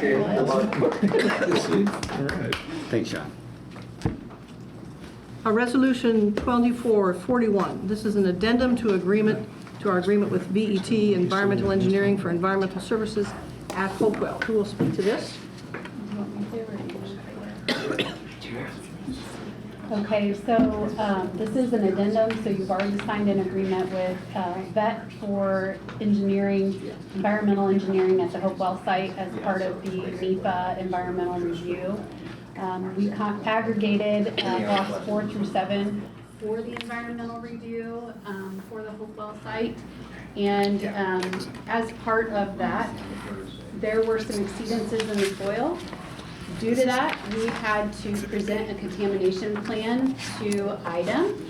IDEM came back with a response, which is included in your packet. Essentially, we had done some soil analysis previously, but we did not do samples from the portion of the ground that was attached to the old hospital site because the hospital was present. It was inaccessible at that time. So they're asking for additional sampling there, as there will be another structure present as the core building builds. And then in addition, they are asking for a subkarst analysis, which essentially is drilling down to the bedrock. The fissures in the bedrock, water can travel through that and carry contamination. So they want an additional sample to make sure that we don't have any contamination that's traveling in that method. So this is in relation to completing those IDEM required testings. Questions from commissioners? Yeah, comment, I guess. Yes. Since we're doing residential, this is not unusual. This probably have to happen. I think there's a typo in number 3. Yep. Second Potentially a sentence. consequential one. Second sentence where you're talking about the grand total. Yeah, it says grand total, so it should be corrected. Susan, That was it? mine. Okay. Randy, any comments or questions? Well, my only question is, this is dealing with our Brent Shore and Fort, correct? As far as contaminations, where it's going to, et cetera. Brenshore is the developer for the core building, correct? Right, and we're just making sure that we don't have any land issues with them contamination. Well, if we do not perform this, then we cannot give any additional HUD or federal funding to Brenshore or Summit Hill for the development of the core building. So this is a requirement that is necessary to move forward.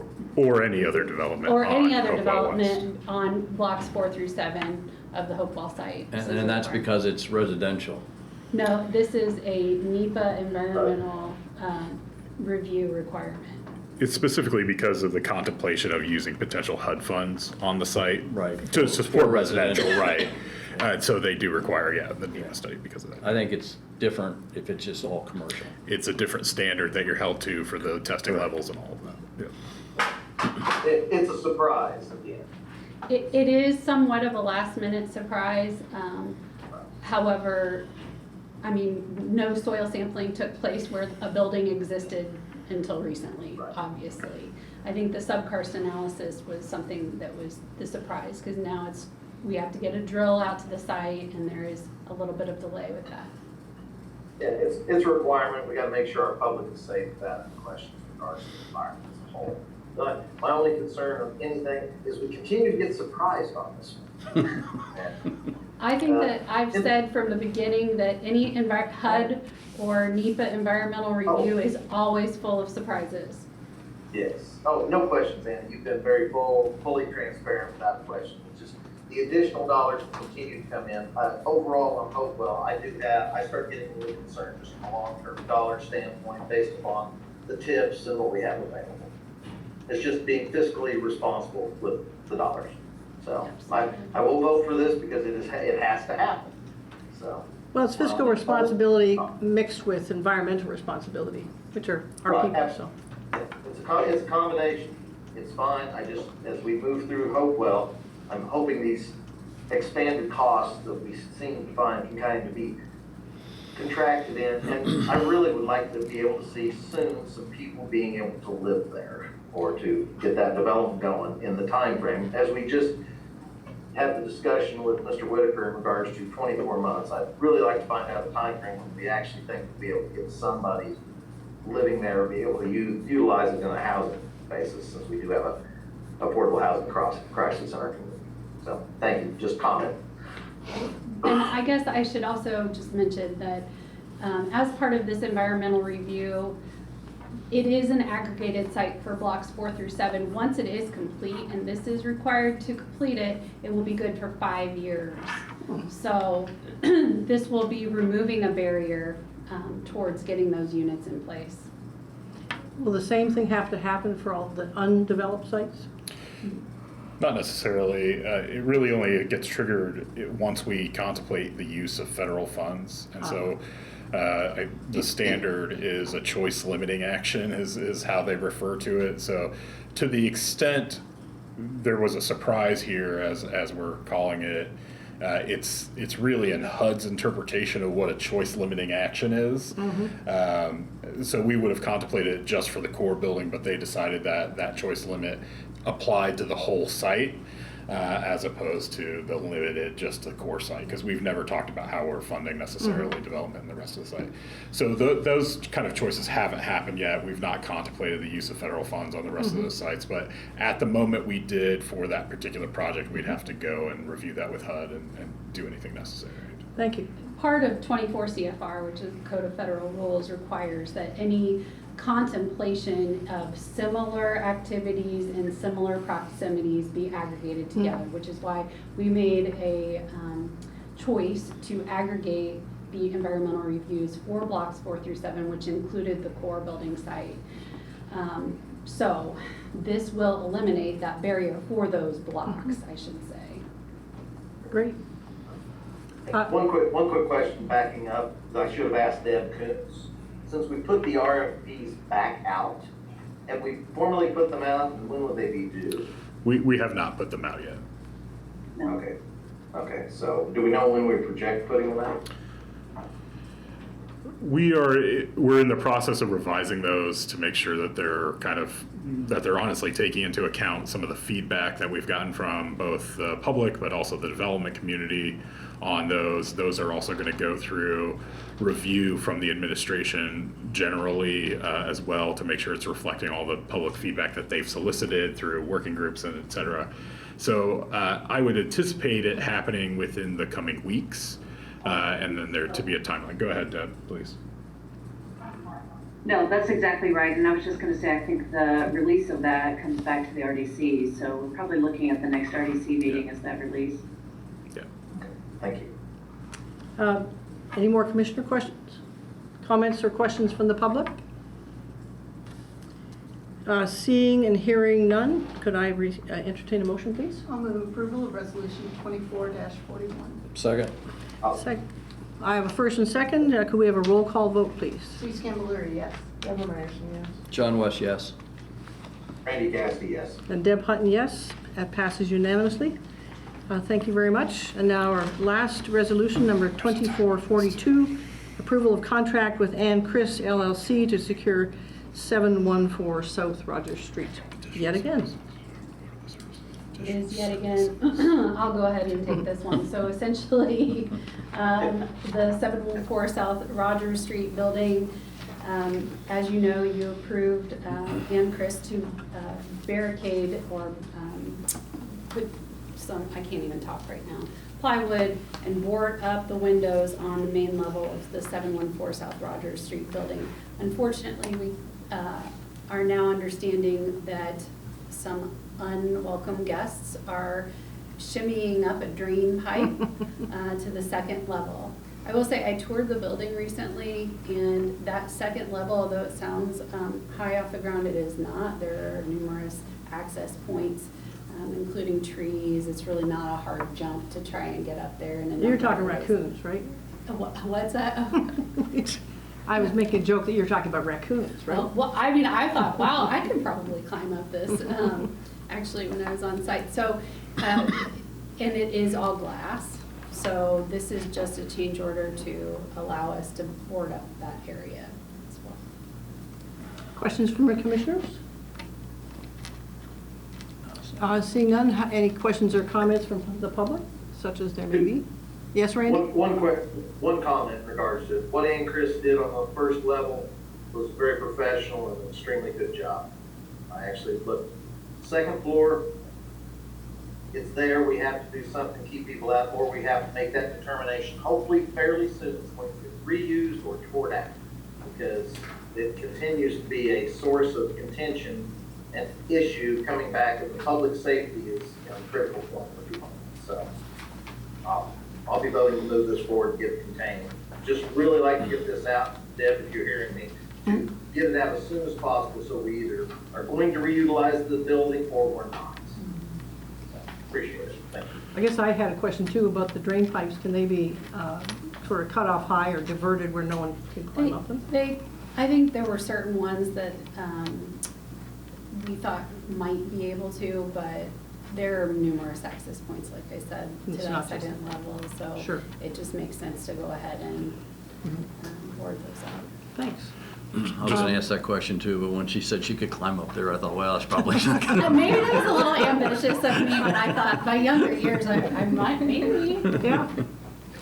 We see it in movies all the time. Commissioner, I'd just like to point out, there is a missing word in section 2 of the resolution. So at the end of section 2 of the resolution, where it says services and additional, it should say additional services. That's a defined term earlier in the resolution. So Thanks just so for you know finding that that. there should be a correction there. So seeing no comments or hearing no comments from the public. I'll Move entertain a approval motion of with 24-42. additional- With amendment.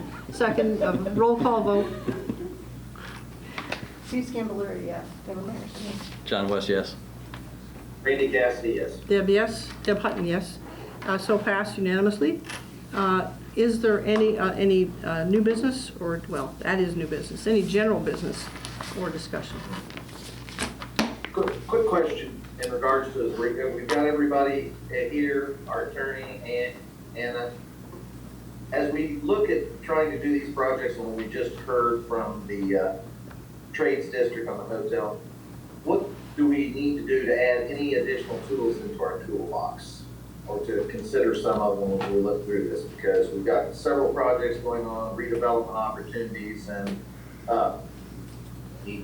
John Fernandez showed a thing of the Hotel Carmichael and the complex structure that occurred on that one. Is there possibilities that we as a community could start looking at adding additional tools in our toolbox in order to get the kind of redevelopment that we want so that our city and our community thrives? I'll field this. It's Cooper Smith again. I think that we're constantly working to understand the ways we can apply the tools that we do have access to and trying to see what's out there that we can get access to. Like last week it was ready. We had several proposals going for that. So the tools are one half of the equation, and the political will to leverage them is the other part of the equation. So I think that, yeah, I just want to acknowledge that we're doing a lot of background work to try to figure out how to reliably and also kind of creatively apply what we have access to in order to move this along. And Randy, I appreciate and share your sentiment about desiring to move forward and get people housed, but part of the pause was so that we could evaluate the finances of Hopewell and better understand what our gaps were, because we just needed to have our arms around that in order to understand what we're asking and what we can put on the table or what we're obligated to put on the table. So I think to Anna's point, you know, the feeling of spending more on environmental seems like a new barrier, but it's actually clearing a barrier to get us forward. I appreciate all the hard work everybody's doing and the fiscal responsibility that the new administration is taking. And just know that we're going to move it forward in the best light forward. Yeah, but we're looking at other communities. We're trying to see what other towns are doing. We're going to conferences. We're attending workshops. So we're doing it. I appreciate that. Thank you. Thank you, Randy. Thank you, Dean. Appreciate it. Yeah. The next meeting is on Monday, June the 3rd. Is anyone going to be absent that we know of? Great, good. Oh, I haven't looked yet. Oh, you haven't looked yet. Clearly you didn't care. I made an assumption because there was no immediate jump up that I'll be out of town, so. He's golfing, I will be pretty gone on the 17th. On the 17th, the next one you'll be gone. Okay. Thanks. I'll be here the 3rd. Great. I've got one other point. When we have resolutions that are complicated, and I realize John's been working on this for years, so the RDC's had an opportunity prior to me being around to look at some of this, but I would just like consideration given to having more than one meeting to deal with it. You get reams of paper on Saturday and you got till Monday to absorb it and vote on it, and I just don't think that's fair or wise, so just consider what the depth of the resolution is. I think part of that has to do with the business moving on. The more we take longer time, the more they can't move ahead. Or they just resolve what they need. I get it. Still say the same? When I cannot using these as particularly an example because these have been ongoing for quite some time. Last year, I suppose. But as we go forward, it's a consideration that I think is wise. And particularly with the real property, I just know that's why the role of our executive sessions are so important in trying to make sure that you all are up to speed. So to the extent that we didn't adequately cover that with everybody in mind, we'll keep that in mind for the future. And if we're going to start reviewing RFPs for various lots, I don't want to get an RFP particularly 5 days before 3 days before I'm going to vote on it. It'd be nice to have a chance to talk about it in one session and then vote on it the next. Any other business? Vote, a motion to adjourn with 4 minutes left. 4 minutes 4 left. minutes left. No, Move anyone? adjourned. Yeah. Thank you all. See you in 2 weeks.